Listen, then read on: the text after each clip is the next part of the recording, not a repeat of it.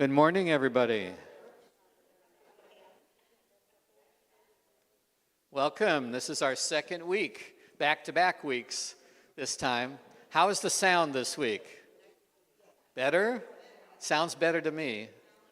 Okay, last time we had a lot of echo, mainly because we were depending on ceiling speakers, and now we've got these two, which are directed right at you and our folks at home.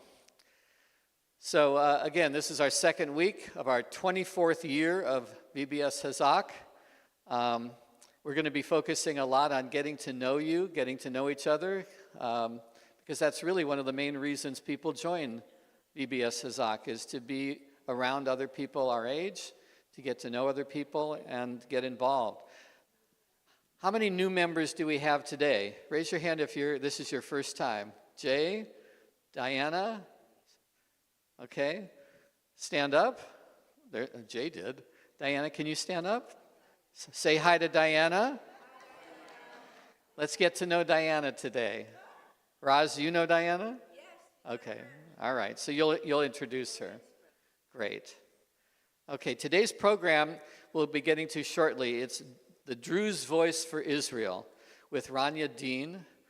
After that, after a short break, we're going to have pros and cons of the November ballot measures with Marcia Schwartz, who's from the League of Women Voters. Then we'll have lunch, and again, lunch, if you can bring your own, or we have the bagels, cream cheese, tuna, fruit, etc. lunch here for $10 per person. And then after that, Torah study will be in the Bernstein balcony with Rabbi Feinstein again today. And I'll just update you, he can only get here by about 1 p.m. So it'll start at 1. He might get here 5 minutes before, but 12:45 is a little stretch for him because he's driving from West LA today. So just understand, if you're here for the Torah study with him, 1 p.m. And then we have our Hazak Hot Topics group, which will be at 12:45 in the youth lounge right across the hall. So VBS has a lot more going on, as many of you know. This coming Sunday, we have our Hot Hazak Jazz Night. And that's at Casey's Tavern in Canoga Park. Please come join us. If you plan to come on the e-blast, Hazak email, and on the web page, you can send an email to us at vbshazak@vbs.org to just let us know you're coming. We've got about 15 people already signed up for this coming Sunday. It's usually a lot of fun. We have our Hot Topics discussion group, which you know about today, and we're going to be resuming chair yoga very, very soon, right, Helen? So we've got, on my list, we've got about 14 people that have signed up for chair yoga. We've got room for more. If you're interested in Hazak chair yoga, please sign up now, or at least give us your name so that we can contact you with the information. And then Helen Dosick will be getting back to you about the actual date and times. And I think it's going to be weekly. Is that right? Or every other? Weekly. Okay? And the more people who come, the less it costs per person. So, little motivation there. We have a memoir writing group. If you're interested still in joining a memoir writing group, let us know and let Helen know, because there's still some openings on one of the groups. We have intergenerational volunteering with our preschool, the ECC. We have Walk with the Rabbi. There was one yesterday. The rabbi wasn't there, but Candace was there, pretending to be the rabbi. And there were about 10 people on the walk, and it was really a lot of fun, I hear. Right? We have field trips. So just to preview, we have a field trip on December 11th to the Santa Susana Train Depot and Museum. You'll be getting more information about that soon. It's still a couple months away, so it's a little early to put out registration. And we're planning a Hazak Hanukkah luncheon here on December 16th, which is 14 days before Hanukkah starts. Hanukkah starts Christmas Day, Christmas night this year. Flyers for all of these events are on this little round table in the back. So if you want information to take home with you as a reminder, just grab it there. Parking. Okay. Because of increased security, we are all going to be required to have parking decals in our cars when we come in. For VBS members, that's not an issue. VBS members will get their decals with their renewal packet. For non-VBS Hazak members, you can pick up your decals today in the office. They have your name down as a non-VBS Hazak member, and you can go to Michelle in the office and get your decal today. She needs to write down the decal number next to your name so we know it's actually linked to you. Okay, and it's really all for security. It's in our best interest. If you're not a VBS member and coming to Hazak, we welcome you as a guest. But if you're going to be coming regularly, we urge you to join. It's $50 a year if you're not a VBS member, which is a bargain. And then you can get the decal, too. Otherwise, they may give you a hassle when you check in at parking. If you already have a decal from this last year VBS, it's good through December. It still says 2024 on it. Lena.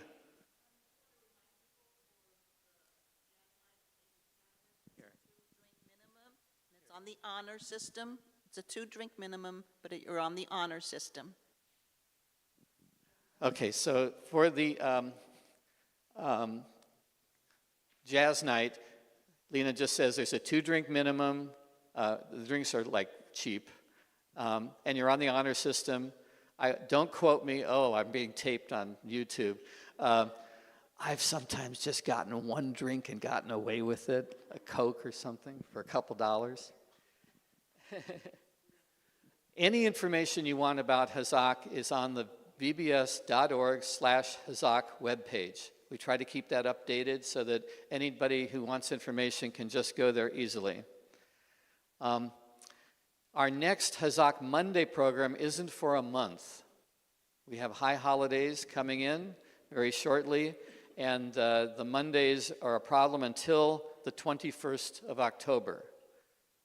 That's the next Hazak Monday, and we have a great program for that day. Jewish women in TV and movies, from Marjorie Morningstar to Mrs. Maisel, and the 2024 election and the Jewish vote with Stephen Windmuller, who's going to be coming, as well as Torah study with Rabbi Feinstein and Hot Topics discussion group. So with that, I'm really excited to introduce our first speaker today, who's Rania Dean. Her topic is the Druze Voice for Israel. Rania she finished her diploma in biotechnology engineering at Ort Brod. You tell me if I pronounced Brody, okay. With honors, bachelor's degree in political science and sociology from Bar Ilan University. Also with honors, a teaching degree from Bar Ilan University. She started her master's degree in international relations at Haifa University. Then she got married, moved to the U.S., and now she's volunteered with Stand With Us, and we've had Stand With Us here. Oh, okay. We had Stand With Us meet with us last year. Her social and political activism began at a very early age. Her dad was a central member of the Likud party, and she served as executive director of the Amarim Foundation, which is a Druze foundation. Professionally, she's an academic advisor at Zefat, or you were, or are. She was an academic advisor at Zefat College. She managed an online peace movement called Yalla Young Leaders, where she engaged with Arabs from across the Arab world in a peace advocacy project. And she was selected among 16 promising young leaders to join the young advisors of President Shimon Peres. Currently, she's a board member of the Natural Step Israel and vice president of the club ISJCC. And she's working on a book and her own podcast about being an Israeli Druze. Danya, welcome to Hazak. We're really excited to have you here. You want it out or in? Good morning. Thank you for coming. It's not easy to get out of the bed and come to listen to someone who you never met with, about a minority who you never heard of. But thank you so much. So I'm really honored. Thank you for the organizers also for inviting me. Today, I have to tell you first that today was a long night for me because my family were under constant attack. My whole family live in Israel, so I didn't sleep this night because I was, on the phone with them, just checking on them all night long. So if you see that I'm going to sleep or something, just don't worry. Don't worry. I had a lot of coffee this morning. So this is our life in Israel, and this is why I'm here to tell you how we live in Israel, how we lived in Israel, and lots of things that the media doesn't want to show you about the beautiful Israel that we know. So as you already heard, my name is Rania. I'm Druze. I was born in a village in the north called Maghar, close to the Lebanese border. At some age, my family decided to move to Daliat el-Carmel. Now, where I live, it was a mixed town. We had Arabs, Christians, Muslims, Druze. We had also our Jewish neighbors. We used the same facilities, all of us together. So I had this sense of what Israel is all about since a very early age. I am a Druze, so I speak Arabic and Hebrew fluently. When I was little, I used to watch Arabic channels because back then we didn't have, internet or lots of channels. So I used to watch Syria, Lebanon, Jordan, of course, Israel as well. And I was listening to what they were teaching their kids back then. And I was telling to myself, are they talking about Israel? No, Israel is not like that. And they were teaching their kids how awful Israel is, how they kill people, how they are bad to Arabs, how they are not, fair to Arabs. And since very early age, I developed this sense of seeking fairness. I didn't understand politics, but I thought to myself, no, this is not the reality I live in. And my dad, as you heard already, he was very involved in politics and also local politics. So I followed his footsteps. I was very involved since a very young age. And in the student council, after that in the college, in the university, and I ended up being the young advisor of former President Shimon Peres. Now, I came from the very right of the political map because my family were Likud, and I said, okay, but I'm open to hear everything. And then he asked me to manage an online peace movement. And I said, okay. Honestly, I have to be honest with you. Back then, I didn't believe that peace is possible at that point of time. I always a big believer of peace. We always need to seek peace. But I didn't believe that peace was really a possibility back then. But I said to myself, okay, I'm going to do it because I want to know the other side. I want to know how they think, why they think like that. And I was shocked to understand and to assure to myself what I knew since I was a kid, how brainwashed they are, how their media and their politicians brainwash them to just keep the stability maybe in their countries. You have to know that even Egypt and Jordan, they have peace with Israel, but only talking for peace, any contact with any Israeli in their country is considered a criminal act. They have this anti-normalization law that they can put in jail anyone who just speak with Israelis in a suspicious way, in a peaceful way, it doesn't matter. And we had one incident that one of the peace activists just vanished in Egypt. And we had to contact the American embassy. He was vanished for 5 months only because he shared a post that included one Hebrew word. So that was the situation. I always saw things, and I didn't wait for people to fix it for me. So if I see something that doesn't feel right to me, I have to try to change it myself. And that's why I ended up here. I got married, of course, and I ended up here. And I tried to enjoy the housewife life. I tried Beverly Hills. It didn't work for me, so I stick now with West Hills. I'm going to get back to Beverly Hills maybe later.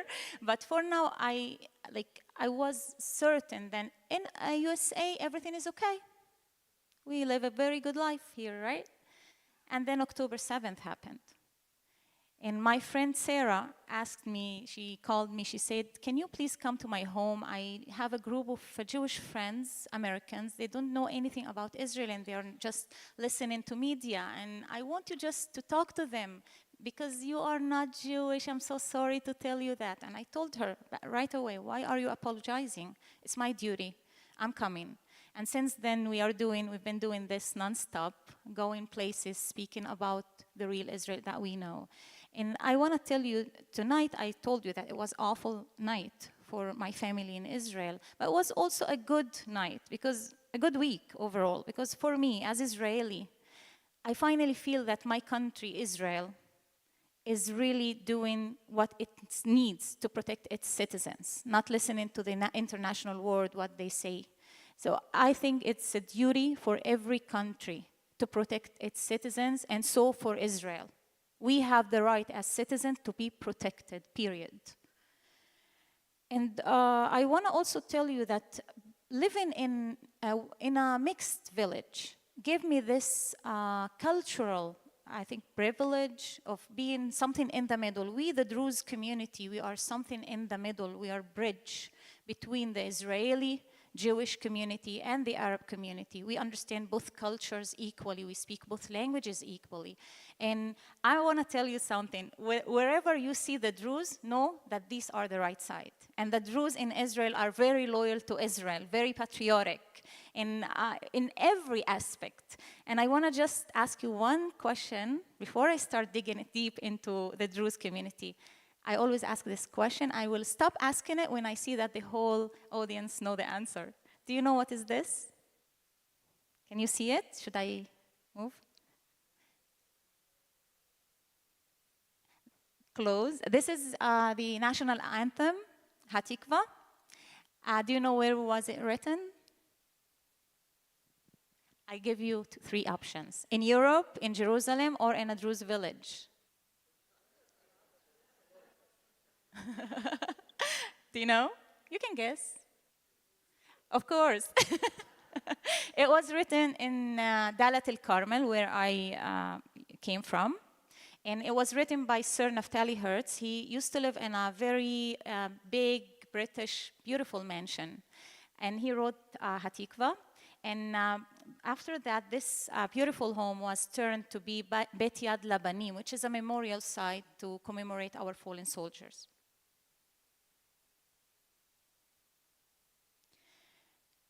Okay, so as we know, Israel is under attack. It's not only under attack by missiles and rockets, and it's not only our land that it's under attack, it's also our image, our morality, our people, and our right to exist. This had been always our story since 1948. And you know that it was also the story of the Jewish people even before. And we are attacked from Hezbollah, from Iran, from Jabhat al-Nusra, from ISIS, from Hamas, from PLO. And the list is so long, I can't even count. And also from the UN sometimes, from other governments, even friends of us that think that what we are doing is not right because they are not living the life that we live. And they don't know the complications that we face. And I want to just listen to this person. He is not among us anymore. His name is Ismail Haniya.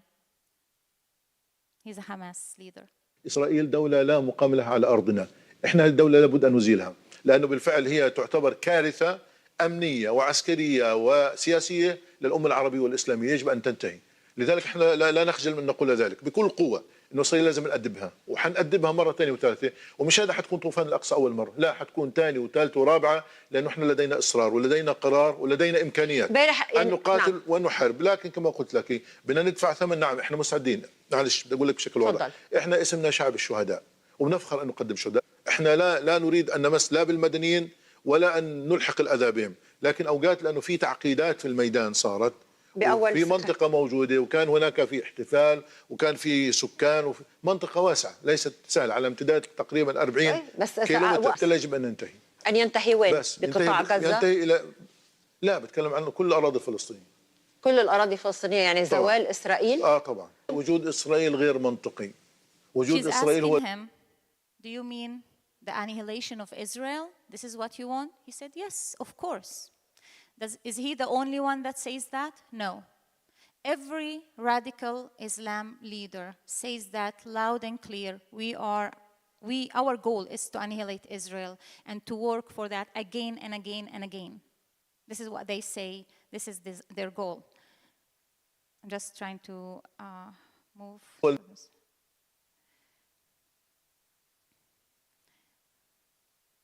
إسرائيل دولة لا. Sorry. So on October, I just want you to look at the map, that map with the red spots. This is a daily map that shows where rockets are falling in Israel. They are targeting everywhere in Israel, and these are not bases, these are civilians, these are homes, these are schools, hospitals. This is the life in Israel. And do you think this started only on October 7th? No. It started when I was very young. I don't remember one day in my life without war or operation or preparation for a war. Never. I remember myself when I was in elementary school. I remember carrying a project to school, and I know you guys know you have grandchildren and kids. Your kids carry their project to school. I remember my project was to decorate my gas mask and take it to school because Saddam was launching rockets and he was aiming that he might launch gas rockets against us. That was our life. I wasn't, I was afraid to ride a bus because it might explode anytime. I was afraid to go to the mall because we might have a terrorist that will explode himself there. A restaurant.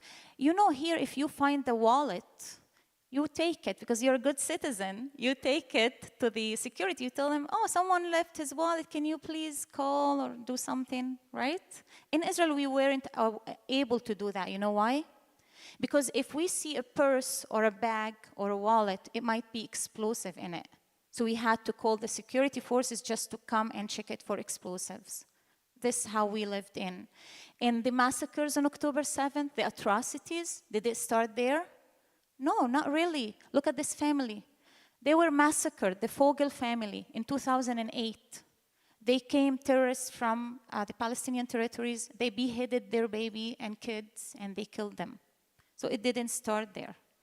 It was massive on October 7th, but it definitely didn't start there. And here we are.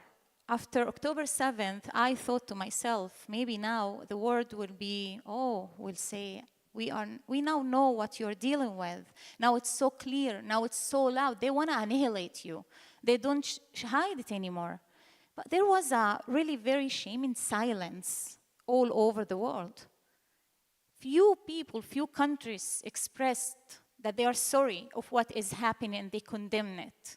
And right away when Israel just responded, which is the minimum right of any country, to respond, the whole world was against us.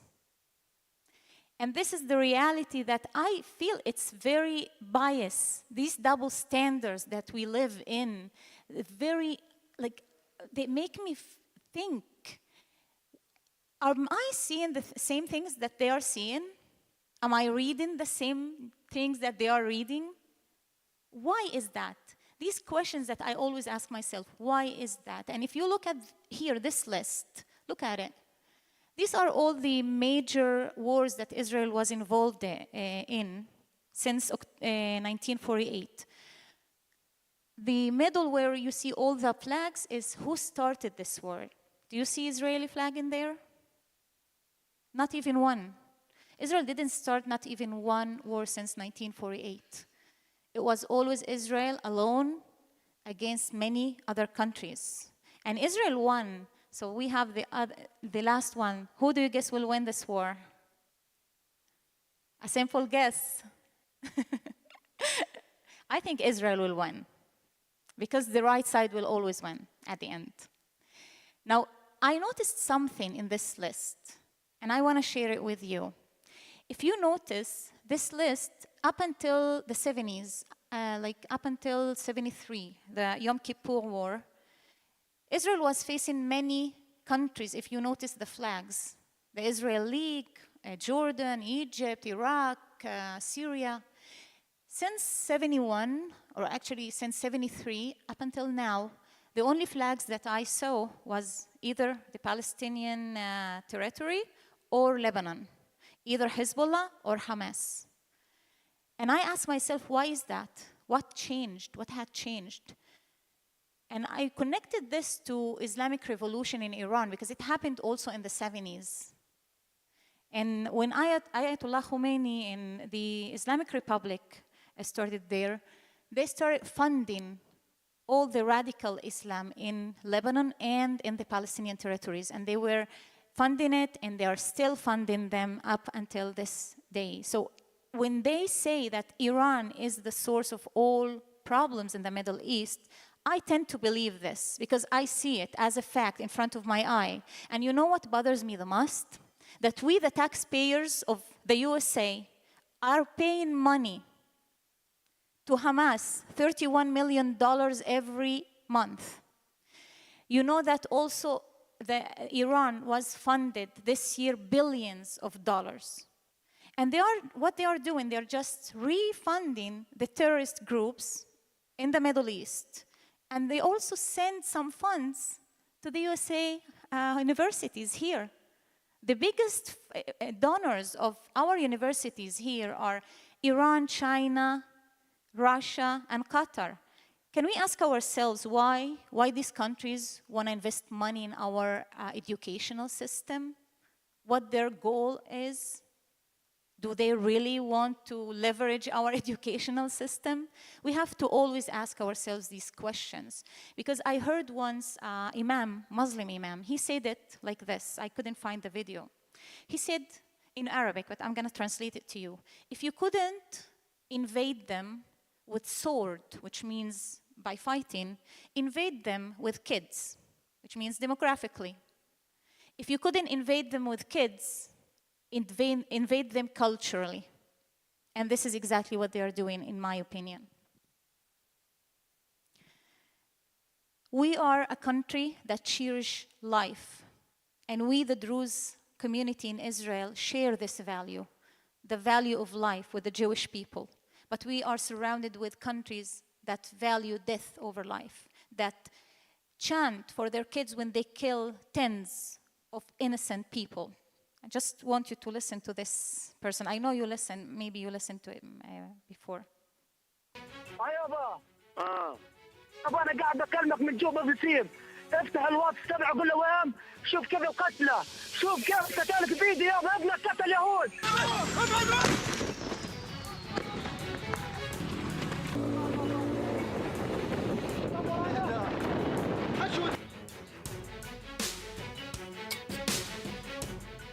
هاي دخلت فيني And he goes on and on. I don't want it to be long. He goes on, and his mom is cheering for him. And his dad says, "God bless you, son, for killing 10 Jewish people." And this is the culture. Are all Muslims like that? No, of course not. Most of the Muslim people are good people. The minority is bad people, but there are a lot in the world. And this minority is millions and hundreds of millions. And if we don't face it and deal with it, the end is not going to be good anytime soon, unfortunately.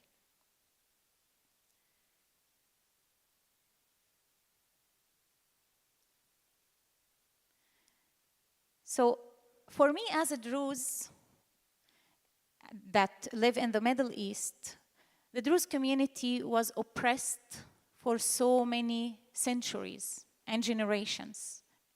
The only place that we feel safe to say who we really are and to express our true identity as Druze is in Israel. That's why it's very important for us also, not only for the Jewish people, to keep Israel strong and powerful and the beacon of light in the Middle East. Now, today I'm going to focus a little bit on the Druze community to let you know and introduce my community to you. Who here among you, by showing hands, never heard of Druze before? Great. Okay, the rest are, who, with showing hands, of course, ever met with Druze except me? Okay. So the Druze minority is ethno-religious minority. Before I dig deep in it, I want to show you this slide. Because these are the soldiers, the Druze soldiers that were killed since October 7th only. This funeral is for the 12 Druze kids that were massacred by Hezbollah in the Golan Heights. These are their pictures. This beautiful woman, she's my husband's cousin. She's the first police officer, the Druze police officer. And the one next to her is my uncle, my mom's brother. He was serving as a major general in Sinai, then moved to Gaza. And he was serving in the reserve up until age 67. And then they told him, that's it, you are too old, go home, rest. And this is my dad. My dad was so proud of his uniform, and he took one album, like 30 pictures back then in the 70s, because he was so happy with his uniform with the army service. My dad was vice mayor of our town. He was also central member of the Likud party. So our home was always hosting the Knesset members, prime ministers, ministers, diplomats. So I grew up in this environment where I was so patriotic. I used to carry the Likud junior Likud party card with me everywhere, showing it to everyone. So this is the life that we were living. That man there with a book cover, he's my husband's uncle. He is the founder of the Druze Zionist movement. He passed away a few years ago. He wrote a book which he named it Brit Chaim Lanetzach, Life Covenant Forever. And there is a memorial site on behalf of his name in Herzliya. That man with the glasses, he's another uncle of my husband. He was a Knesset member for 11 years. He lost 2 sons in the army. He also lost a grandson in the army. And he established the Beit Yad Labanim, the memorial site for the soldiers that I told you. It was established on that house that Hatikva was written in. And he also established the pre-military academy. So, and last year, in 2023, he got Israeli Prize for Life Achievement on the Independence Day. So these are some of the people I know. By the way, I know 4 soldiers personally that were killed since October 7th. And I was digging deeper into the statistics, and I saw that unfortunately, our contribution also in this unfortunate death in the army is the same percentage as in the Jewish population. And it's not for quantifying death, it's just to show that the Druze are really well involved in and serve and give their part. This is a video of Druze soldiers. Company Sergeant Major Eyal Ganam, a Druze Israeli, is an IDF commander in the Givati Brigade. He fought in the 2014 Gaza-Israel war and now serves as a reservist in the ongoing war. Ganam spoke to journalists in the Druze town of Majd al-Shams after a Hezbollah rocket killed 12 children as they played on a soccer field and wounded dozens. This is my message to the whole world, because the world needs to understand this. Every time we need to do an operation, we always endanger ourselves. We put the highest risk on ourselves so we won't injure any innocent person. Ganam explains that for a military operation that should take just 6 hours, the IDF often spends 12 to 24 hours to avoid civilian casualties. This is exactly the reason why I personally believe that this war is taking so long. The reason is we're taking the time to think, to understand, and to attack against the ones who attacked us. About 150,000 Druze live in Israel, mainly in tight-knit communities. While Arabic-speaking, they are neither Arab nor Muslim and practice a unique religion. Ghanam feels the Druze know the difference between good and evil. That is the way we as a population and community are always educated. Also in the idea of family, we're educated to do good things. Ghanam also believes his people do not want war. We really try not to hurt the innocent, but to bring down all this terror that is taking place in the Middle East with the one goal, to reach the situation of peace. Many Druze are Israeli citizens serving in the military. Others, like most in Majd al-Shams, choose residency over citizenship because they have relatives in Syria and Lebanon. As Israeli residents, they can travel more freely in the Middle East. Eyal's father, retired IDF Colonel Hamada Ghanam, says he believes the trouble in the north is caused solely by Hezbollah and not the Lebanese people. Just Hezbollah move their country to war. And most of the communities in Lebanon, I'm speaking about the Druze, the Christian, and the Muslims, Sunni Muslims, they don't want war because they don't, what is the result of the war, and they don't want to suffer. Because we know very well that Hezbollah working according to the policy of Iran. In the meantime, Israel waits for Iran and So this is just example. I know these people. The dad is one of my late dad's friends, just for you to know.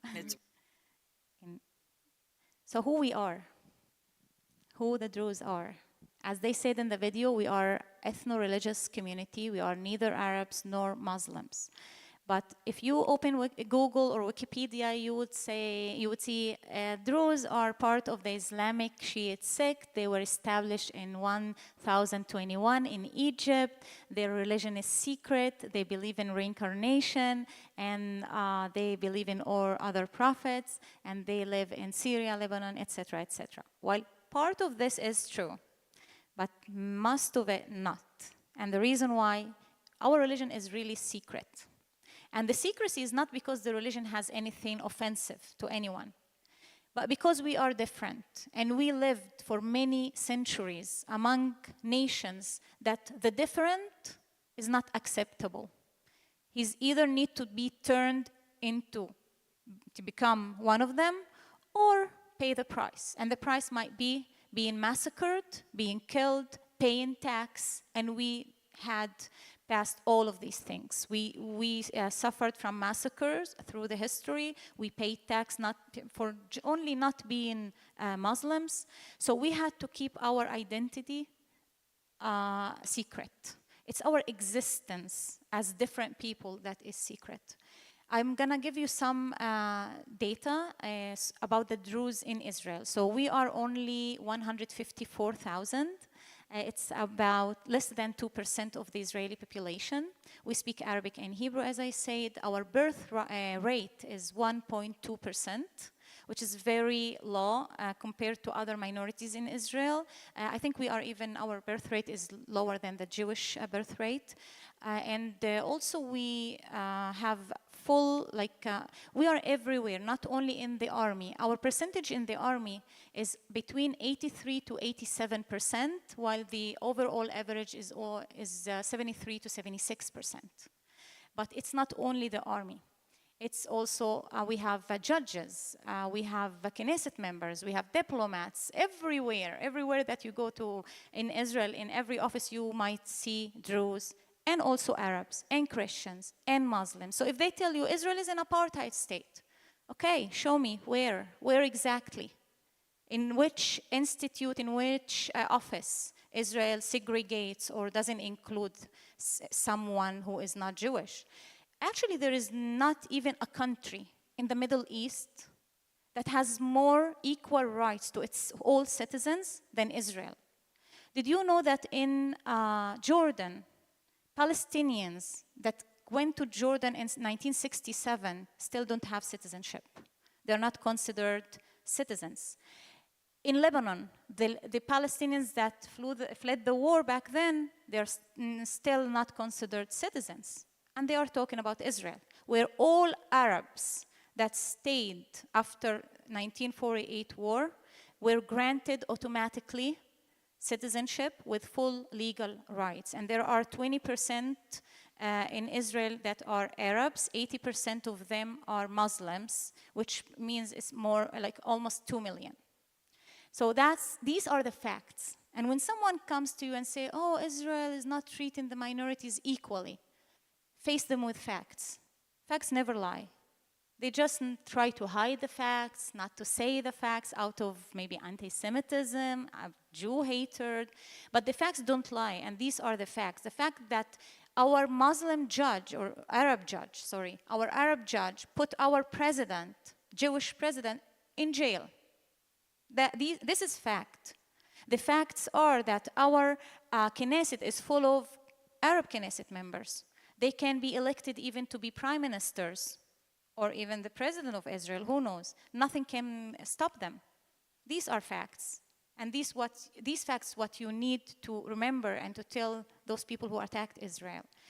I want to tell you something very interesting about the Druze community, about women's rights. So according to our religion, women have full equal rights. So we can inherit just like men do, 50-50. If some woman doesn't like her husband that much and he causes her problems, she can divorce him. She doesn't need to ask for a divorce. And I want to tell you one more thing.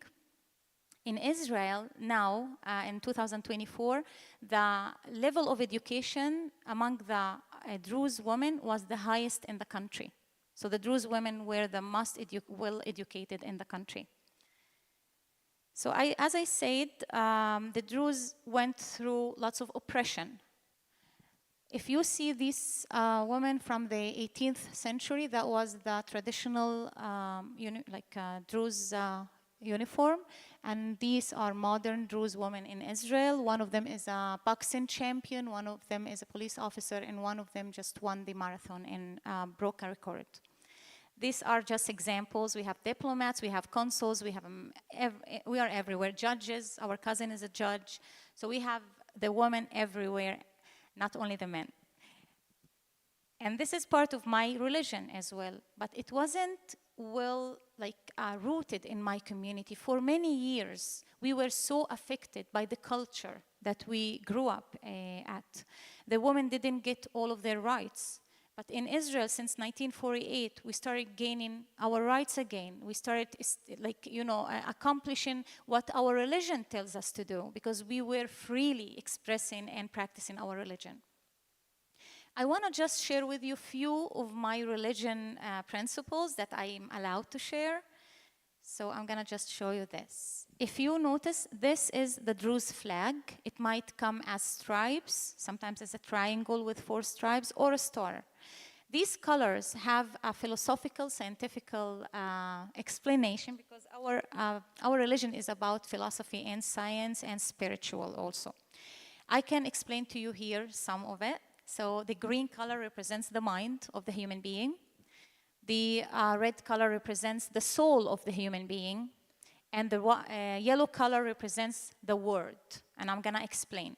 So we believe that every human being has the power of the mind, the soul, and the word. The mind is a very intellectual, logical, sometimes lack feelings, and the soul is sometimes subjective, selfish, but it's full of feelings and empathy and emotions.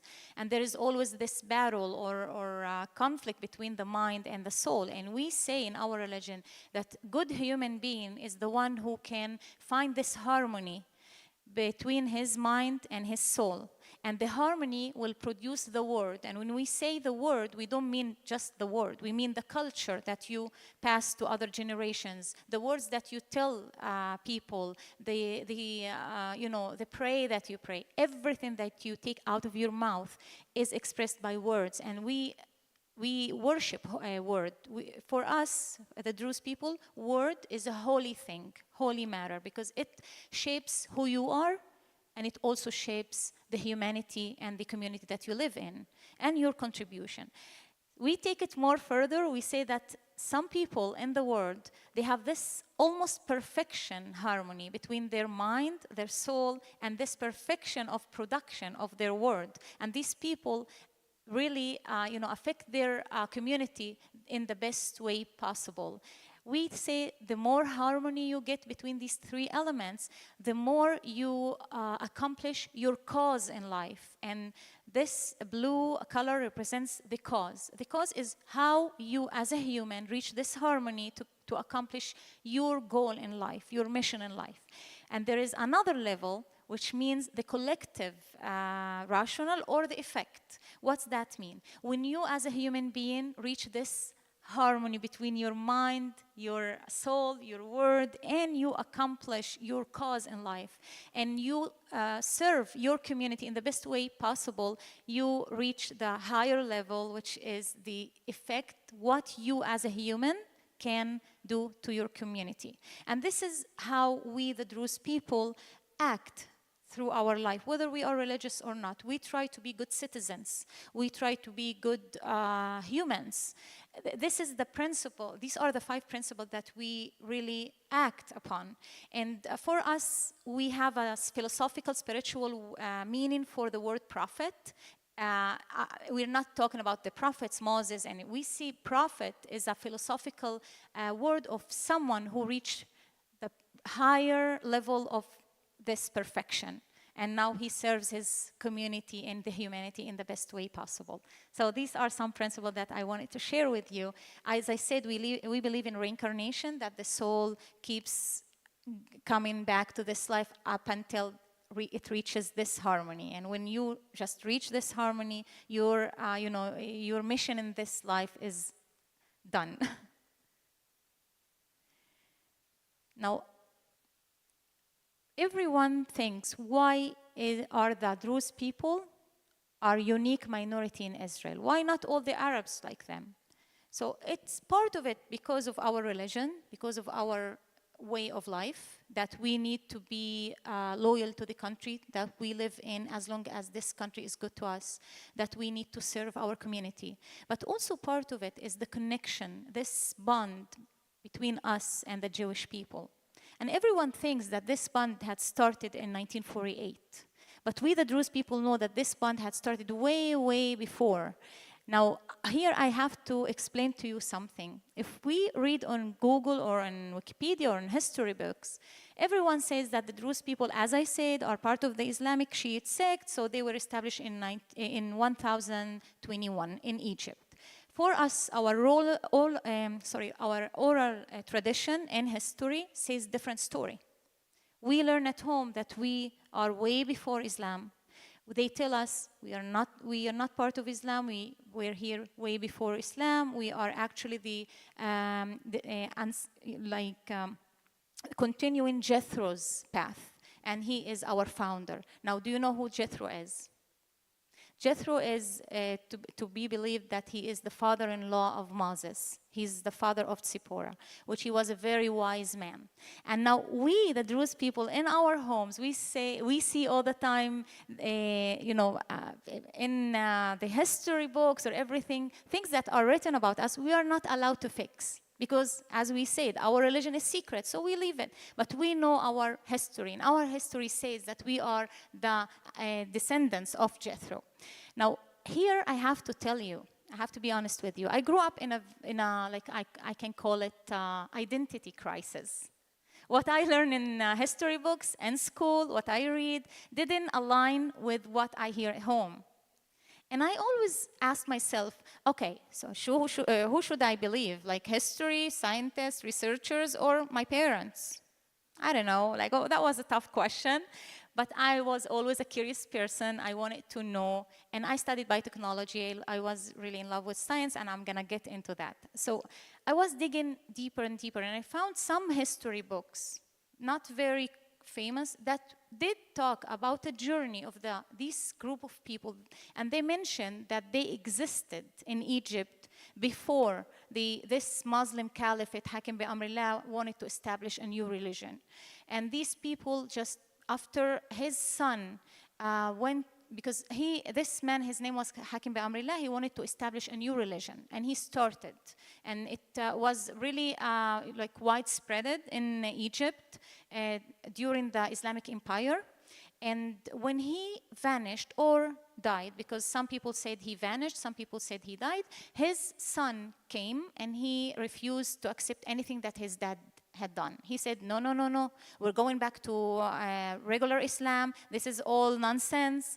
And everyone who will not reconvert to Islam will be killed.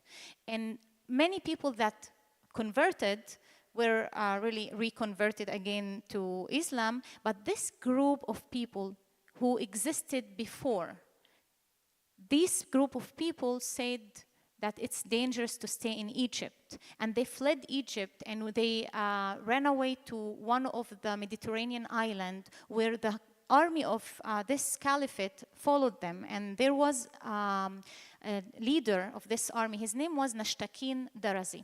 This leader helped the dad spread this new religion. And actually, he was the one that introduced this small group to him. Because this dad, the Hakim Amrillah, he traveled to Greece and India. He was so fascinated about the Eastern culture and the spiritual culture. That's why he wanted to change the religion. And he had two advisors, Persian advisors. One, his name was Hamza bin Ali. One, his name was Nashtakin Darazi. They told him, you know what you are explaining to us, there is a small group here. They worship God in the same way that Abraham was worshiping God, very spiritual, very direct to God. And maybe you should adopt these principles and turn it into a religion. And this leader, Nashtakin Darazi, the one that helped the dad convert people to this new religion, he followed the group, the core group of these believers to one of the Mediterranean islands and wanted to kill them. But they killed him and they won this battle. And from there, the history books and our oral tradition say that they fled to Europe, to a mountain called Zagros Mountain, where they settled for many years. And from there, they again, during the Islamic Empire, the Ottoman Empire, another oppression, they were forced to pay tax because they weren't Muslims. By the way, did you know that during the Ottoman Empire, everyone that wasn't Muslim had to pay tax only for not being Muslim? Yeah, that was a tax for not being Muslim. I didn't see any tax like that in Israel, by the way. But anyways, the Druze people were forced to also, again, hide their religion, hide their belief, and they fled the Zagros mountain in Europe to the Syrian and the Lebanese mountains, and later on to the Israeli mountains, the Galil and the Golan. That was the oral tradition that we grew up listening to, and that was in a very, very few history books that I found. And still, this didn't convince me. I said, okay, maybe these books are not right. Who knows? And I speak Arabic. Why shouldn't I be Muslim? Why shouldn't I be Arab?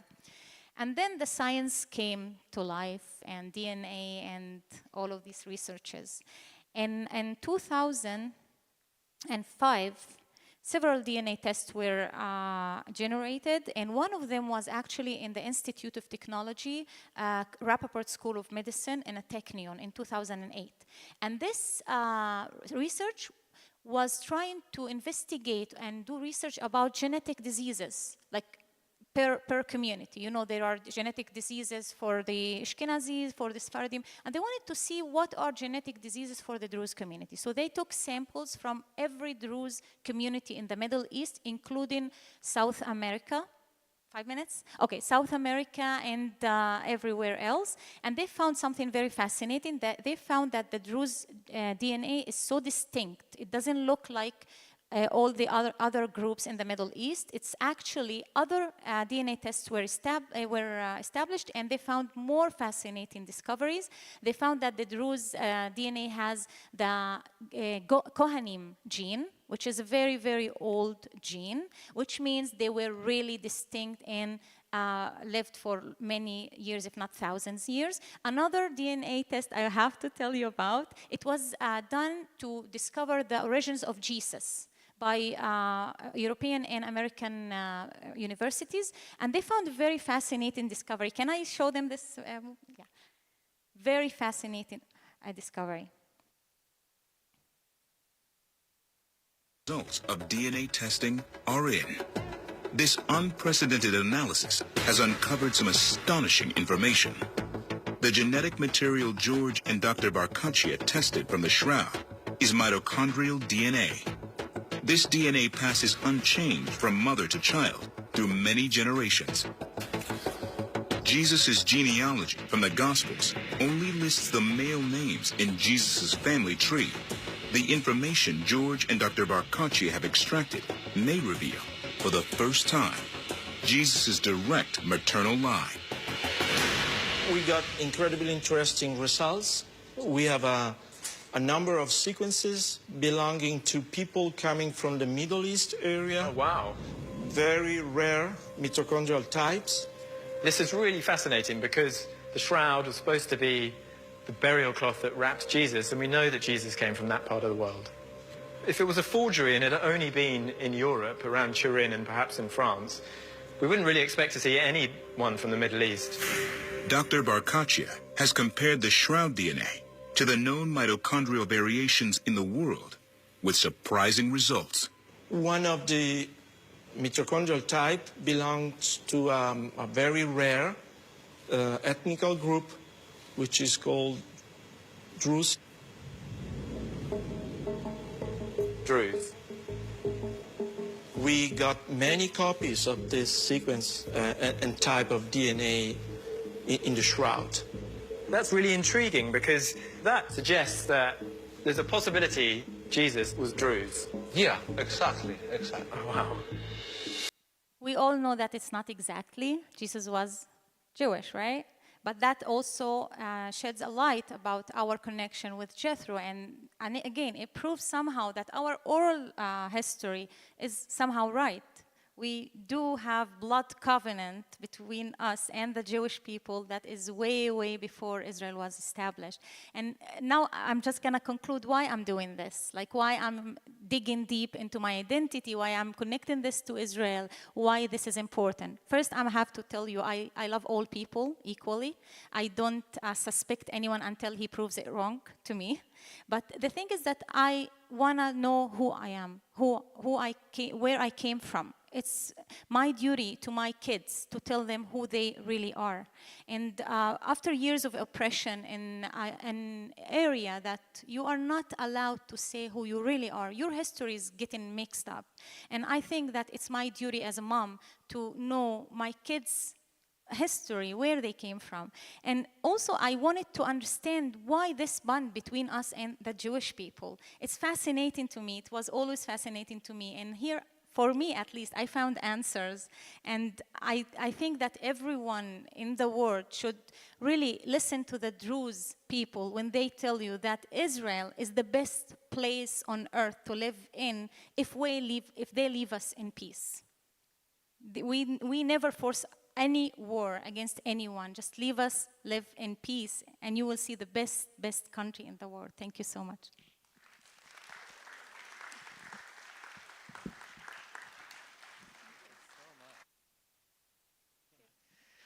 Thank you, Rania. It's an excellent and very informative and very timely discussion.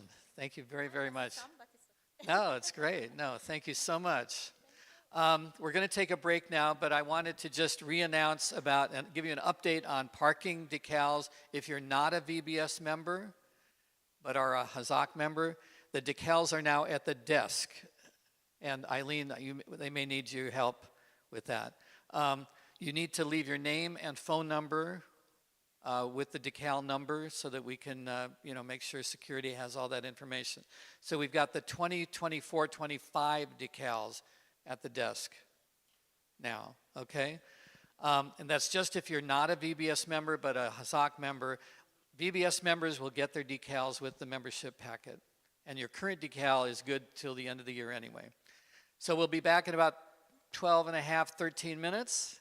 And we'll have our next talk about all of the ballot initiatives from the League of Women Voters.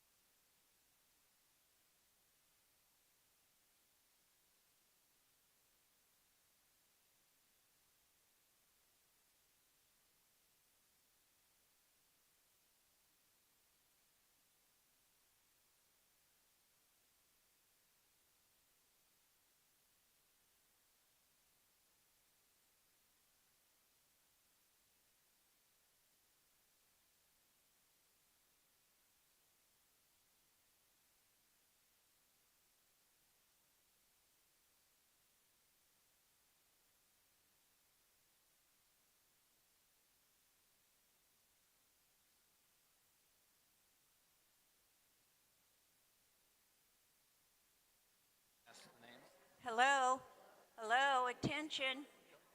I need to speak to two people. Carol Gasper, please see me. And No, you do it. and Put it by your mouth. There you go. Robert Pfefferman and Carol Gasper, please see me.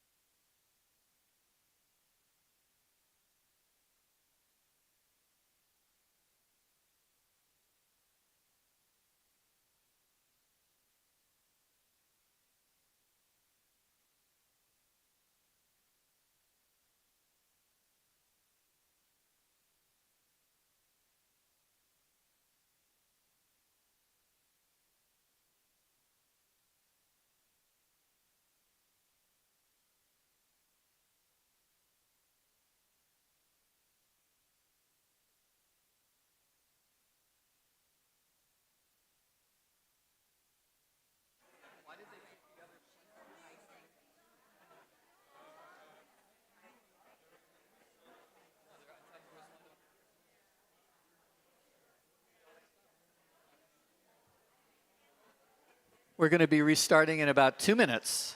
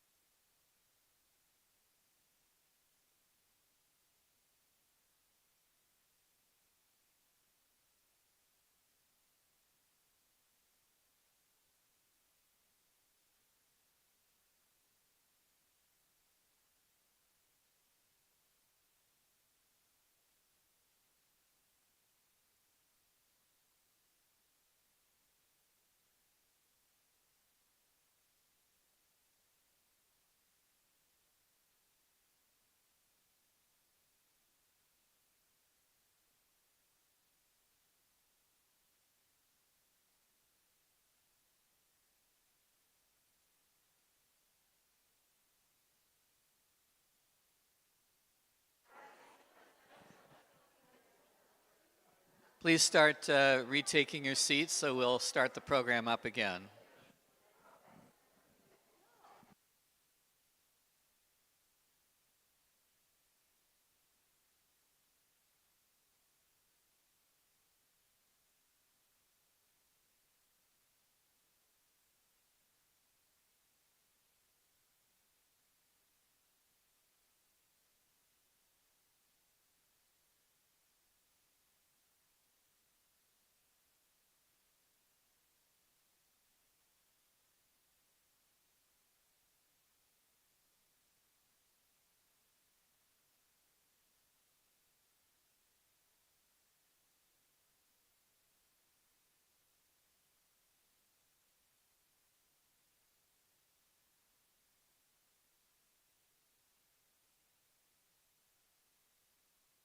Hey, welcome back.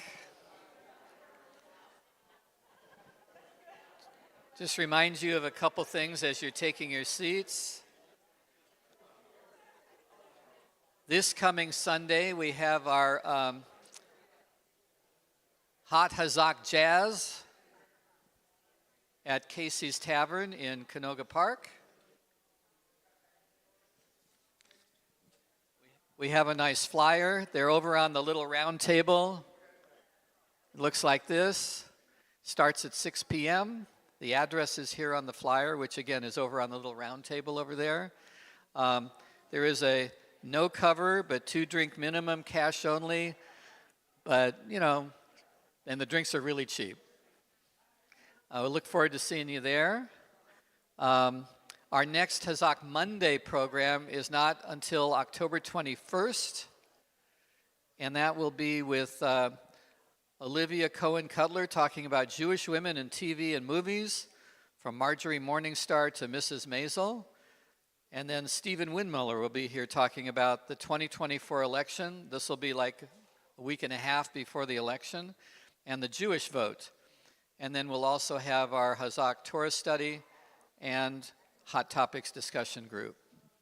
And with that, I'm very pleased to welcome Marcia Schwartz from the League of Women Voters, who's going to be talking about the pros and cons of the November ballot measures. My mailbox hasn't filled up yet with all the flyers yet. I don't know. Really? Okay. So just a little bit about Marcia. Marcia worked for many years in the insurance industry and then moved to education with LAUSD as a teacher in history and government. She joined the League of Women Voters in 2015 as co-chair of the Voter Service Committee. She arranged for many voter registration events and trained people who are not presently U.S. citizens on how to prepare for and take the citizenship exam. She's now a nonpartisan presenter of the pros and cons of various propositions on the ballot. She's a Los Angeles native, attended Hamilton High School and Mogan David Congregation, and is a graduate of Cal State University, Northridge, up the street. So welcome, Marcia. Thank you. Sure do. Hi. Good morning. Good morning. I want to thank you for inviting the League of Women Voters to come here and speak to you about the November election. As many of you know, the League of Women Voters was founded over 100 years ago in 1920, the year the women gained their right to vote. Its purpose was, and still is today, to promote an active, informed citizenry for women and men for all ages.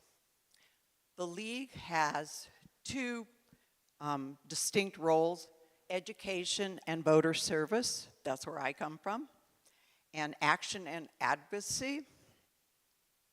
We never support a political party or a candidate. We do take positions on issues, however, but only after we've studied them at the local and state levels and arrive at a consensus. On the November ballot, there are 10 state propositions, 3 county propositions, 6 city measures. There's a lot on the ballot. Yeah, an awful lot. So, I have to tell you a few things first. There's a special way to look at a proposition. First, what does the measure want to do? Do you agree with that?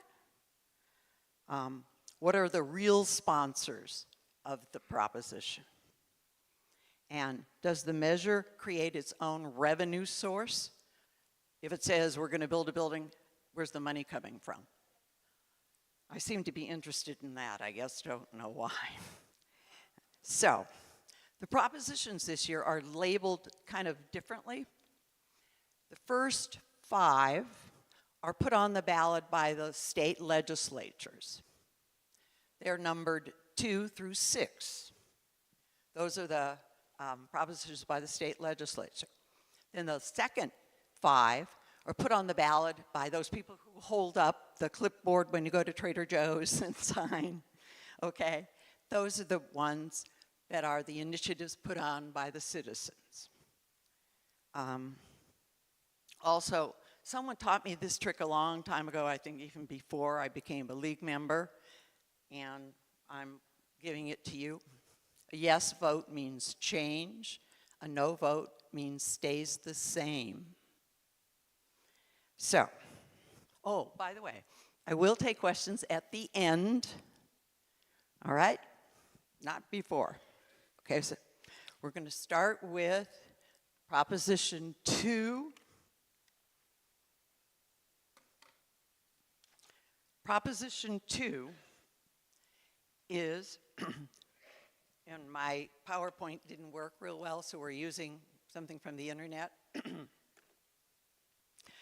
Should the state authorize a $10 million bond to build new or renovate existing public schools and community college facilities? It's a $10 million bond. Billion, with a B. Oh, with a B. There are 10,000 public schools in California. That includes the charter schools, and there's 115 local community colleges. Let's see if I can sign this. Okay, that's what the supporters say. The state usually splits the cost for new facilities and renovations on existing facilities. So the state sells these bonds, and they're basically borrowing money, and then they repay it plus interest over time.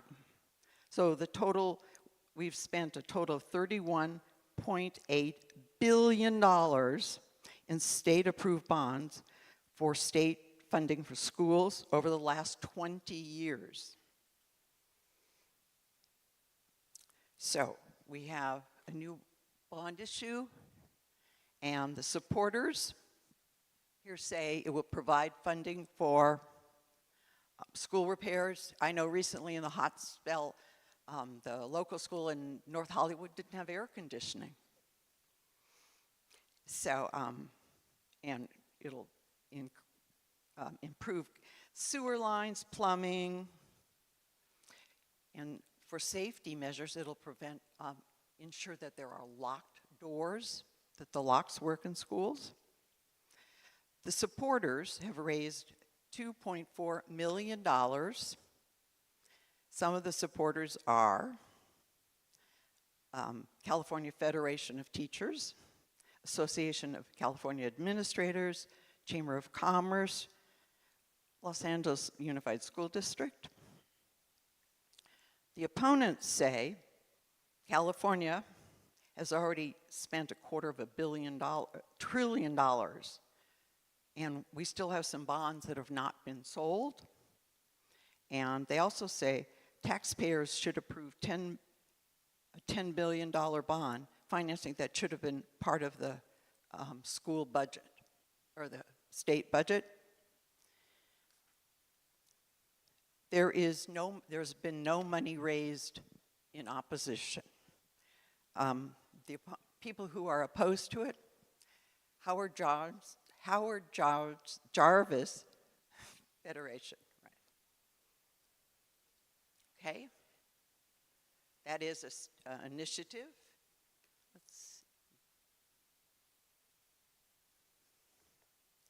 This one is kind of easy in comparison to the state bond. This is a constitutional amendment. This changes the state constitution. Huh? 3. Oh. 3. What? Where's the answer to number 2? You have to decide. Do you want the bond or not? What? What's your question? I can't, I'm nonpartisan. I purposely did not read what the league says. I don't, okay? That's for you to decide, because I've had this problem before. People say, what did the league say? This time, I can honestly say I have not read it. I have no idea what the league wants. Okay? Yes. No. But please, you need paper? Do you need paper? Okay. So Proposition 3 is a constitutional amendment. That means it's going to change the rules in California. It's part of the Constitution. Okay. It is basically a repeal of Prop 8 from 2008. Okay. The question: should the California Constitution be amended to define marriage as a fundamental right in accordance with the law? Right now, the state constitution says that marriage is between a man and a woman. The proposal would change the Constitution to say the right to marry is a fundamental right. Down there? What? Yes means change, no means stays the same. Okay, so the supporters, who have raised over $3 million, say there's no guarantee that marriage equality will remain the law. It says it proactively protects against future attempts to restrict marriage rights for the same sex. Okay. No, if you vote, so when I get my ballot, and if I want this to be changed, I vote yes. If I want it to stay just like a man and woman, I say no. I don't know if that trick was good to tell you or not, but that's the trick that I've always learned. Okay? By the way, there is no opposition to 3. Of course, they've not raised any money, only the California Family Council. All right. That's 3. 4. 4, again, is a bond issue. It's another $10 million bond issue. What? Billion. Did I say million? Sorry, billion with a B. Okay. Here it says this. It is for safe water drinking, wildlife prevention, drought preparedness, clean air bond of 2024. That's the title of it. It's another bond. They're saying that climate change is a serious threat to the life of California's future economy and believe that climate change has contributed to this the weather conditions. Proposal, major funding from previous water and natural resource bonds are already committed, so that's why we need a new bond.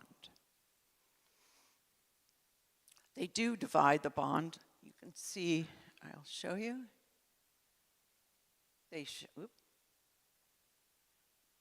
See, they do 3.8 billion for water. I don't know if it'll go. 1.5 for wildfire, and all this. Okay. I have trouble saying fiscal, so it sounds like I'm exercising, so I say monetary. Okay.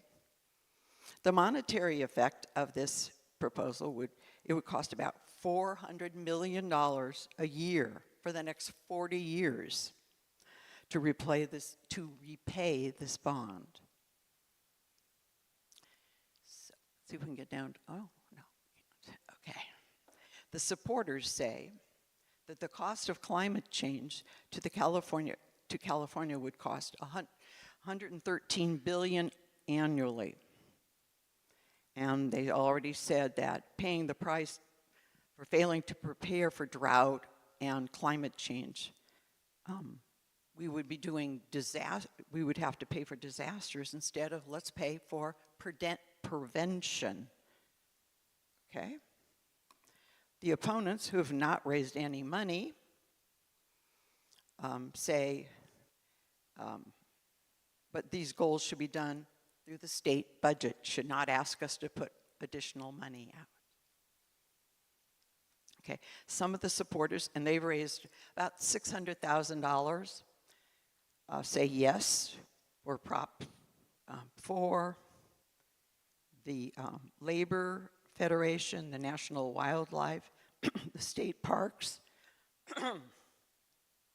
and the opposition has not raised any money, and it's the Howard Jarvis taxpayer again. Again. Okay, that's Proposition 5. Oh, that's 4. 2 bonds, 2 and 4. 3 is marriage. Okay. That's the bond. Okay. Right now, to pass a bond, 67.7% of the public has to vote yes. Okay? So if you want a bond issue, what this proposition is asking us to do, this is Prop 5, is to change the requirement. And this would be in the Constitution. So this is an amendment to the California Constitution. This proposition asks you to say, hey, it's okay to pass a bond at 55%. Okay, that's what they're asking. It would also allow the local governments to assess property taxes above the 1%. It's kind of a repeal of Prop 13. Okay, one sec.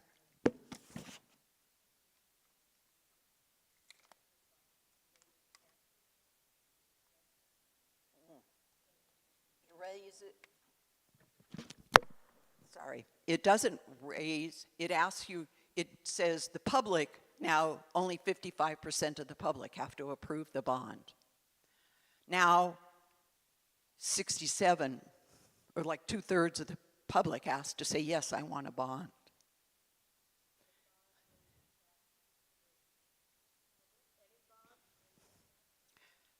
I'm nonpartisan. Yeah, yes.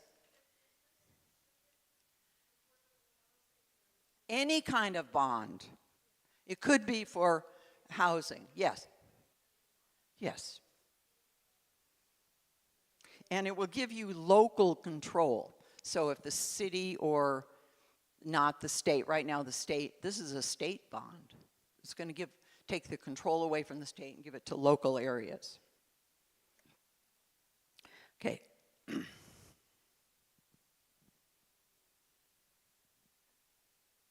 have a question? Okay. Oh, afterwards, please. It'll be easier. Okay, sorry about the PowerPoint. That's 5, and that is a constitutional amendment.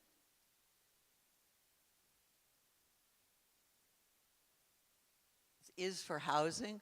Here's what the people say, right? Oh, and the local taxpayer is Howard Jarvis.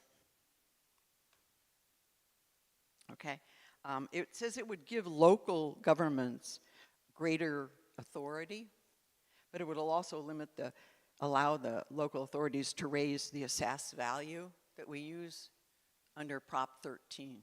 Yeah. The people who support Prop 5, who have raised $5 million, California Professional Firefighters, the AIDS Foundation, California California Labor Federation, the opposition, who've raised $56 million, are supported by California Association of Realtors, Howard Jarvis, California Chamber of Commerce. Okay, those are for Prop 5, lowering the threshold. That's what Prop 5 is.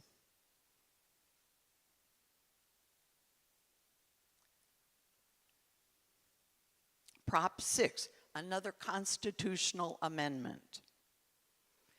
The constitutional amendment was placed on the ballot by state legislatures to amend the California Constitution to make involuntary servitude unconstitutional, even in prison. It removes the current constitutional provision allowing jails and prisoners to force incarcerated persons to work or face punishment. That's what Prop 6 is. It's a constitutional amendment put on the ballot by the state legislature. The monetary effect is, they don't know. They don't know. It could possibly increase or decrease the state and local justice departments. The supporters say that involuntary servitude is an extension of slavery, and there's no room for slavery in our Constitution.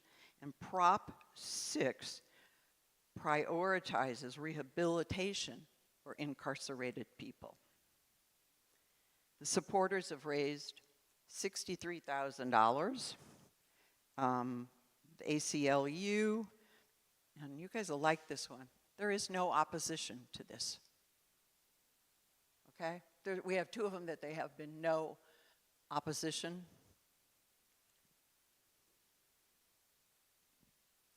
Okay? Now the numbers jump.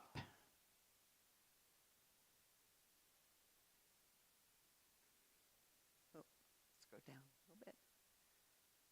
Prop 32 raises the minimum wage. Right now, the minimum wage in California is $16 an hour. This proposition, put on by the people who signed the form outside of Trader Joe's, wants to raise the minimum limits to $18 an hour. Now, some people have already gotten a raise higher than fast food workers and medical workers have already gotten a raise. It will not affect them, whatever they've gotten. So, it's kind of interesting. The Massachusetts Institute of Technology living wage calculator, by the way, says that a single adult without dependents in California needs $27.32 an hour to meet basic needs. Yeah, I found that kind of interesting. Okay. The California Legislative Analyst's Office predicts raising the minimum wage to $18 would result in higher wages for workers, slight price increases, lower business profits, and uncertain impact on job numbers, which could slightly increase or decrease. It would be effective January 1st, 26. And if you're a large employer, it's kind of different. If you have a lot of employees, you would have to do it faster. The monetary effects would be workers get higher wages. Business costs would increase, potentially leading to higher prices on products and services. A higher minimum wage would affect job availability. State and local governments would pay higher wages. The supporters who have raised over $10,000 say it would improve the standard of living for millions of workers. It would promote economic fairness. The opponents, who have raised $55,000, say California's budget is already in shortfall, and balancing the state budget would make it harder, increased cost, make living in California more expensive, and may hurt job losses, especially in minimum wage jobs held by teens and new workers, small businesses lacking cash, are especially vulnerable. The proposition is largely funded by one wealthy individual, and that is Joel Sandberg. He's backing this along with One Fair Wage, Unite Here, Living Wage. Okay, that is a supporter, and they've raised a lot of money. And the people against it: California Restaurant Association, California Chamber of Commerce, and the California Grocers Association. That is Proposition 32.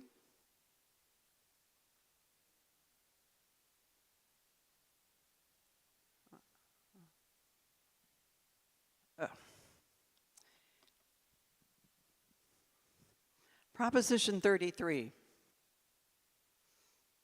It says there, question, should the Costa-Hawkins rental housing of 1995, a state law, be repealed so local governments can regulate rents? This has been on the ballot 2 times before.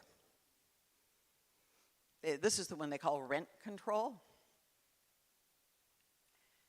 That was in 2018 and 2020, you voted on it. The reason we have the Costa-Hawkins law is during the 1970s and 80s, there was a slowdown of construction on rental buildings, even though the population expanded, and the result was rents were expensive. So they passed the Costa-Hawkins law setting a limit, and it's a state limit. So if you can only raise your rent so much, it doesn't account for if you rent out your house. Okay, it does not affect that. But the proposal would repeal that law and give local governments the leeway to enact rent control to combat the housing crisis. Prop 33 would essentially move authority over rent control from state government to local governments. The monetary effect, the monetary effect. It's hard to talk.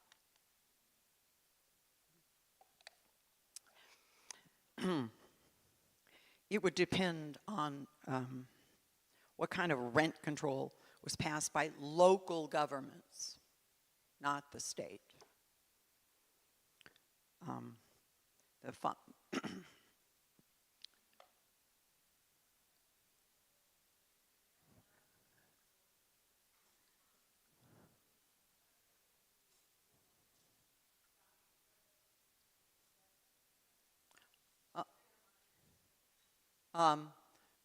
I know they sent limits, so if you pay $1,000, you can only raise your rent a certain percentage. Yeah. Now so if you have an apartment that you rent for $1,000 a month, I have no idea how much it costs to rent an apartment, by the way.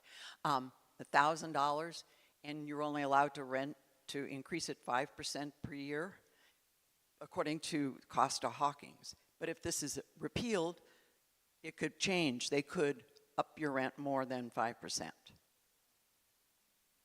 Okay? So the effect.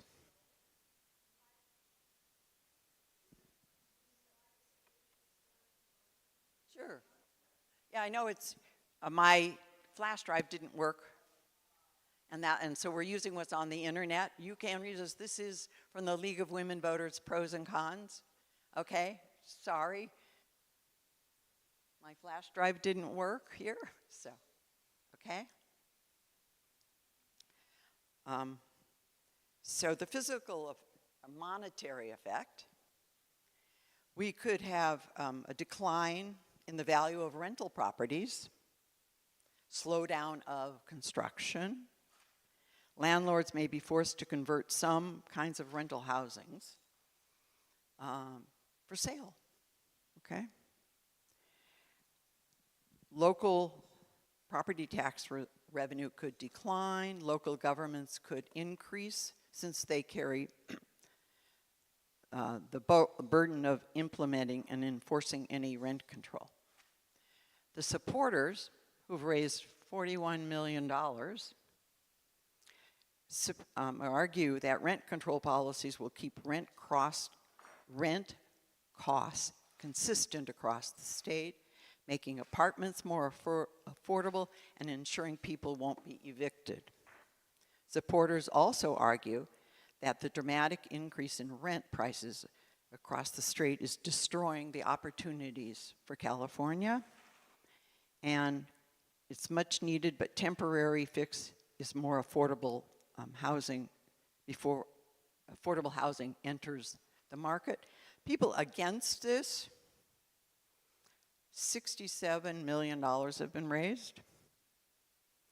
They say it will only worsen the problem, and they also say it would overturn over 100 current state housing laws.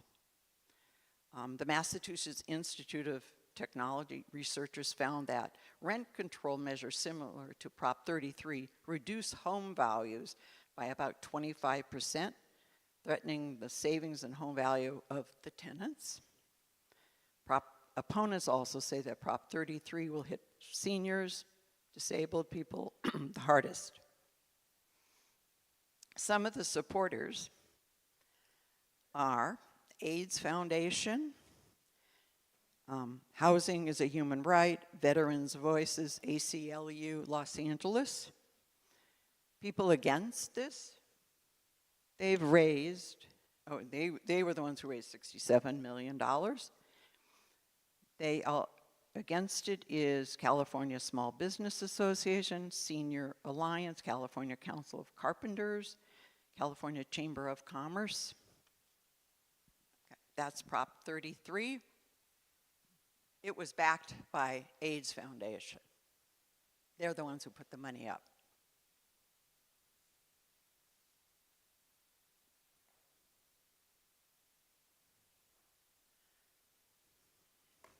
Prop 34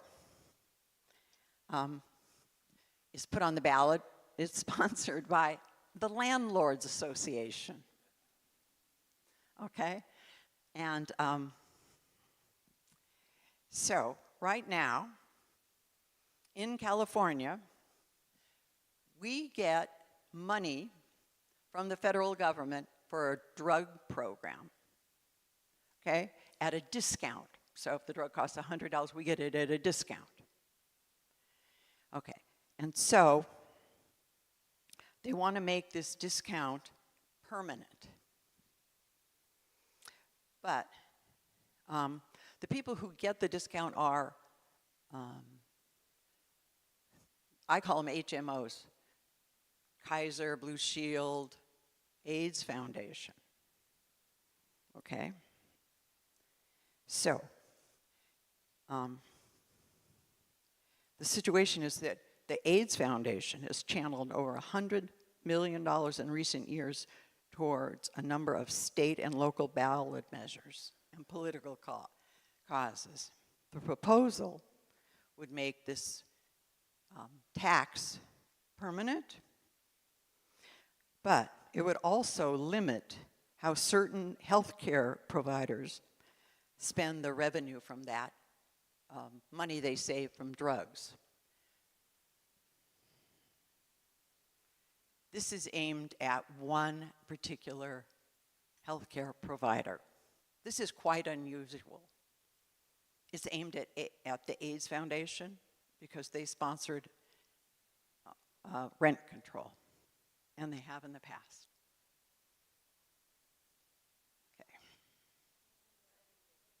Okay. Yeah, so we're trying to tell AIDS how to spend their money. Well, this proposition was put on aimed at the AIDS Foundation by the landlords. Remember I said the landlords? Huh? It's not clear? So we get, healthcare providers get a discount on drugs. And then the healthcare providers sell the drugs, they get profit. So the profit, they're saying, should only go to healthcare. That all the profit that these healthcare providers get should go back to the patients. And AIDS Foundation is saying, I can do what I want with the money. Does that make sense? It's from the, it's given to them because they are healthcare providers by the state, by the federal government. They buy drugs at a discount. So if I have to buy drugs, I pay, they get it for $10. Well, the HMOs are the ones who get the money. All HMOs get money. Yeah.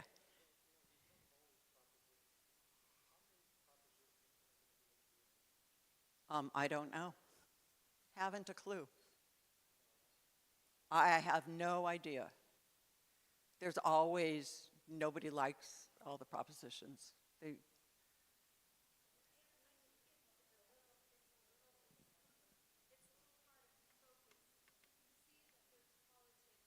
Oh, big, this one.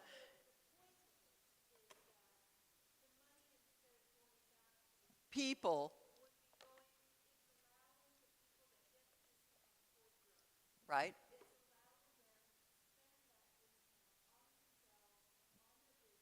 No, they don't. That's exact. They're doing it at whatever cause they want. Whatever they want to do. That the money that they get should go back to the patients. That's the money that they get should go back to the patients.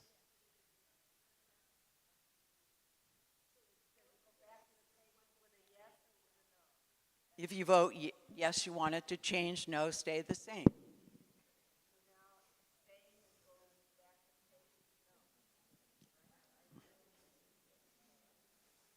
Does it make sense? Sort of. Sort of. Okay. This is a crazy one. We're not hearing the comments. Do they specify the savings that these organizations get from No. as to what they spend the money Yes. on? And what do they are required to spend the money on? State and local ballot measures. That's what the AIDS Foundation, this is aimed at the AIDS Foundation. They spend their extra money, instead of giving it back to the patients, they're spending it on political things. Ballot measures. To put a ballot measure on the board, up, it costs money to file it. I think it's $2,000 if you want to put a ballot measure out. And then you collect signatures, and those people are paid. Okay, so they're saying, and it's really only if you spend over, what was the amount? This proposition only applies to healthcare providers who spend $100 million on any 10-year period on things besides direct patient care. Okay?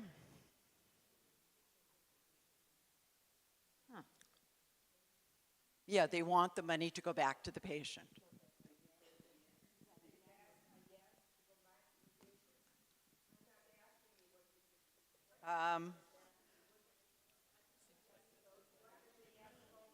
Yes means change, no means stay the same. So a yes vote means AIDS Foundation now has to use the money for people. A no vote means no, they can do what they want. Does that make sense? Use the yes and no. Yeah, it's the easiest way. I don't know why I know that crazy thing. Okay, that's Prop 34. It is confusing because I usually say there is no repeal and things like that. This is an interesting thing. Does not usually happen, okay? And we have, why is this? Oh, that's still 34. Prop 35. Here again we have money. So this is kind of an easy one. Prop 35, its aim is to make permanent an existing tax on managed care health plans to provide ongoing funding for Medi-Cal. So the providers in California, like Kaiser and Aetna, are taxed. That tax money the state uses to pay for Medi-Cal. Okay, that's basically what happens. They want to make that tax permanent. It's only temporary now. Okay, so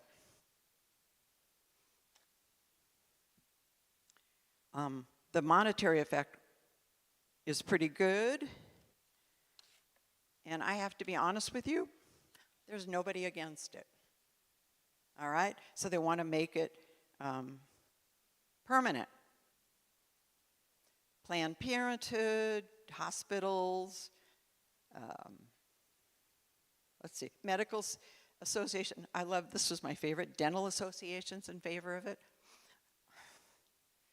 Okay, so the major supporters, and there's one person against it, the Children's Partnership.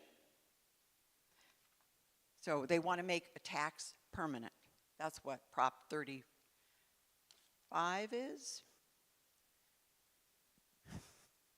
Prop 36, probably the one you're going to see the most about.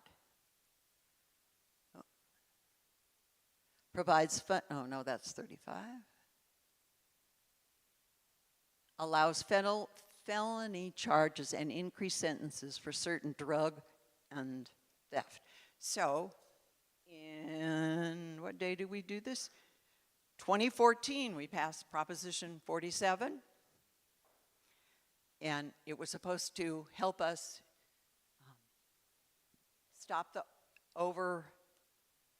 overcrowded of the prisons, right? So a lot of theft under $950, those are considered misdemeanors. All right, so that's what we had since 2014. So this proposition is asking you to reclassify penalties for theft and drug possession. Now, they did add drug possession on this. From a misdemeanor to a felony. This is to reclassify thefts, okay? A yes vote means you want to change, you want to go back, you want felonies, and no vote means still misdemeanors, okay?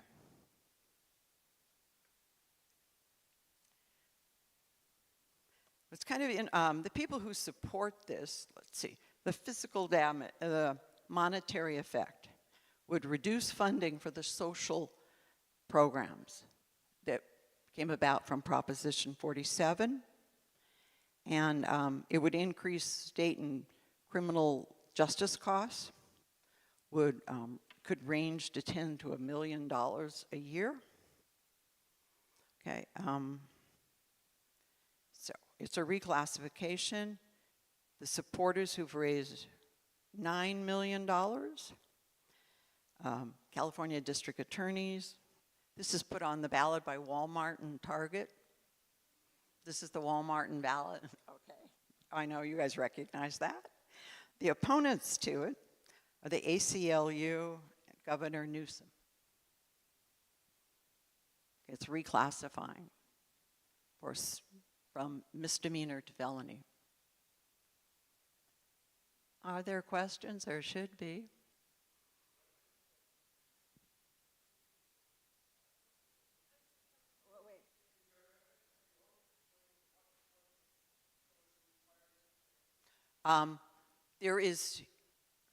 That's kind of interesting because I collect all sorts of articles about Prop 30, about all of them. And some say, yes, there's evidence that it will stop it. Some say, no, it won't. So is there evidence that if you give someone a felony? I don't know. Right. Right. Yeah, but a felony is 25 years in prison. Yes. Yeah.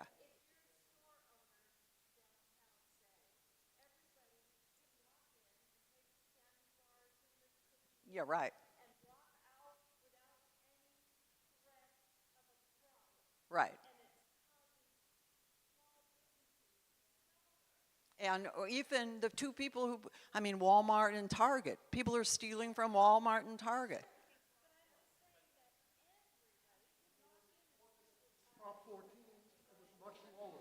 Oh, yeah, 47 was lower. 47 was. Crime is much lower. Crime rate of theft like this is way lower. And all of a sudden, why has it burgeoned up? Because the punishments are gone. Yeah, punishment. It's as simple as that. Yeah. The However. Vote for it. You want the punishments to be better? Vote for it. Right. I mean, it's a yes, you want it to go back. To be specific, this proposition is just relating to drugs and theft. And for thefts under $950. Right. With 2 prior drug or theft convictions. Right. If you have 2 prior, it's a felony. Yeah. What? So the document we're looking at is a publication from the League of Women Voters. Is that correct? Yes. Okay. Within this document, there are several statements that say, you know, those in favor say the following, those against say the right, following. The supporters and the opponents, right. How do we know that those statements are true? They take a consensus. I mean, this is what is, I think it's going to be similar to what's on the ballot that you will get in October, beginning October 17th. And how do we, well, I guess the question came to my mind based on the very, very first proposition there when it says, you know, $109 billion is unspent. Is that true? Yes. Yes, they're not putting out anything that is not true. We still have like bonds. You're talking, yeah, we have bonds that have not been sold. Again, in that particular example. So yeah, that example. We can take what's in here and what's in the voters pamphlet as Right. possible. Yes. Yes, sir. Wait, somebody has. Huh? I am taking questions because it's over. Okay. I can absolutely, hopefully answer some of yours. Okay, I've got the mic. Okay. The question is, what drug charges? What is Fentanyl. It's fentanyl. selling it, using it? It just says, I think, having fentanyl. Probably selling it and Having fentanyl means a felony. a felony. It should just be for theft. They threw in the drug thing, which is really Well, they want you to vote for it. You know, that's why you look at each ballot measure. Correct. I don't think it's just relating to fentanyl. It says No, it says certain drugs, and there's a But list. yeah, it is all drugs, but it added fentanyl. It added fentanyl. Okay, What you're saying, what this thing says is that the sentence for if you're convicted of either the theft or the other will be changed from a misdemeanor To a felony. Why should that, if the problem isn't what the offense is, the problem is whether the police are arresting anybody for anything. A misdemeanor is still a misdemeanor. It's a crime. It can put you in jail for a year. The problem doesn't seem to be whether it's a misdemeanor or a felony. The problem seems to be whether the police are enforcing the law. Either way. That is your opinion, and I didn't put this on the ballot, okay? No, absolutely doesn't. It doesn't say that the police must do something. Are there any other questions? do you have a Should we, question? Oh, She's just reading the thing. okay, Yes. Ben, hold on.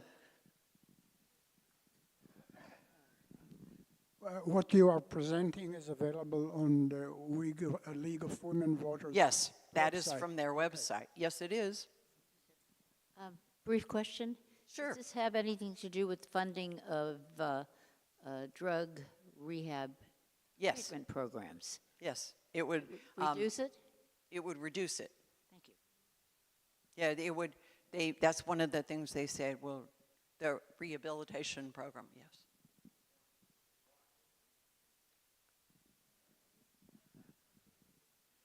Why would it? Because we wouldn't be spending money on under Prop 47, the one that's a misdemeanor.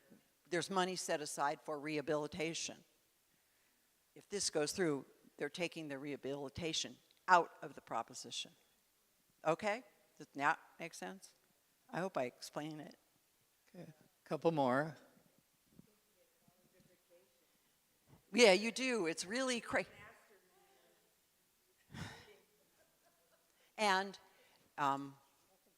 yeah, it is. Yeah. An observation, if you put more folks for possession of drugs and or petty theft in jail, Yes. say local county jail, say, that means the jails which are now overcrowded will be more apt to release earlier these new arrestees, and or they will release people who are in jail with more serious crimes because you'll have more of the lower level folks coming into the jail.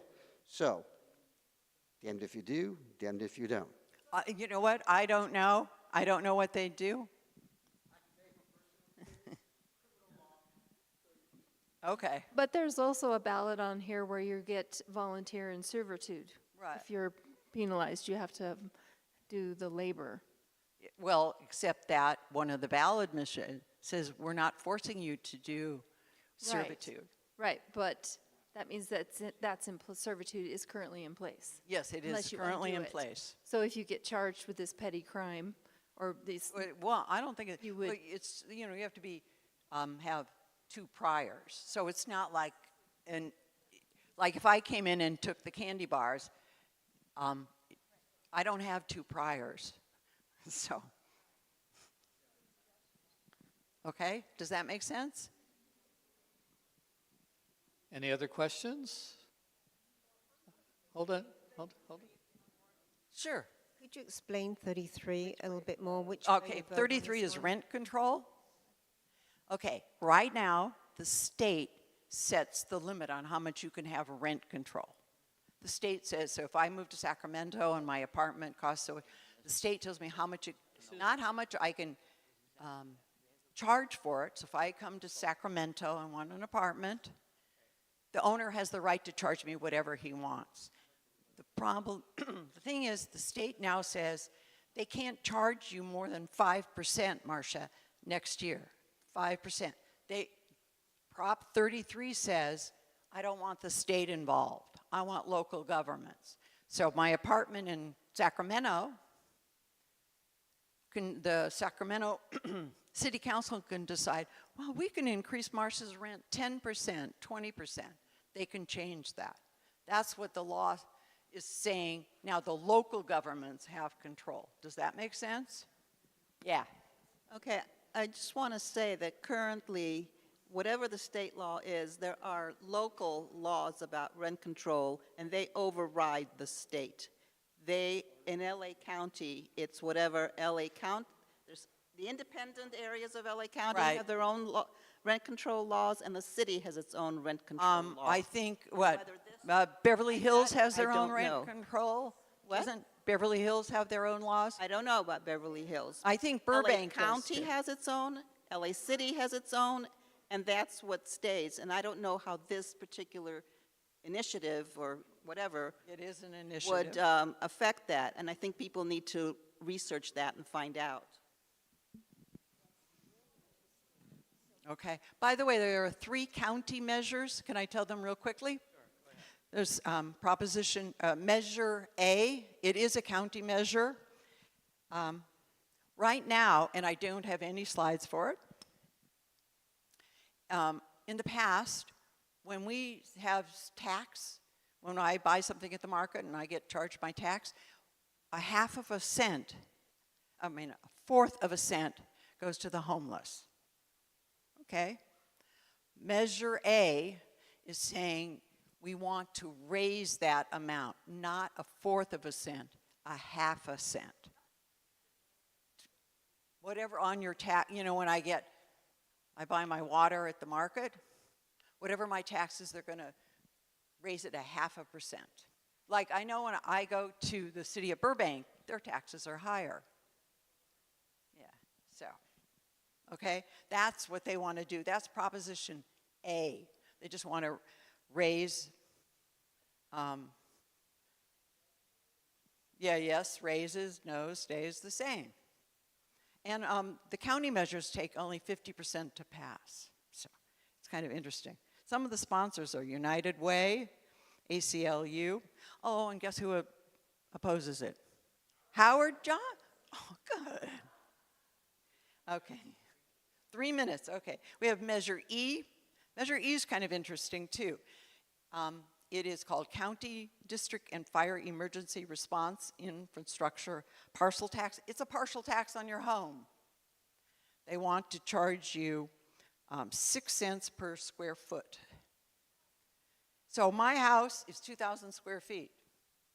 So I get charged $120 more on my taxes. And the money goes to the fire department. Okay?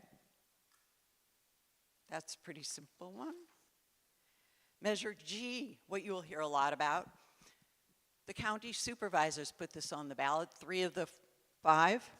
They want to increase the size of the supervisor, right? They want to be more supervisors, right? And they want a county executive officer who handles all the paperwork. That person is elected. They said, I like this, there will be no costs or tax increases. Measure G says that no new costs or taxes will pay for this position. Okay, that's Measure G. Those are the ones that are on my ballot.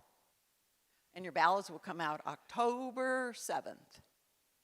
The early voting locations, will the temple be a voting location? Oh. Oh no, probably not temples, right? Huh? Libraries and the parks. Often it's the parks. I don't think the libraries are doing it this year. I don't know. They are doing it at parks because they need bigger locations. Parks and centers, there's that center on Balboa, that might be open. It'll open the 26th of October. Join me in thanking Marcia and the League of Women Voters for giving us our first preview of the ballot initiatives. Just quickly, at 1 o'clock, Hazak Torah study will be in the Bernstein balcony. 12:45, Hot Topics will be in the Youth Lounge. And now is lunch. Enjoy and get to know each other.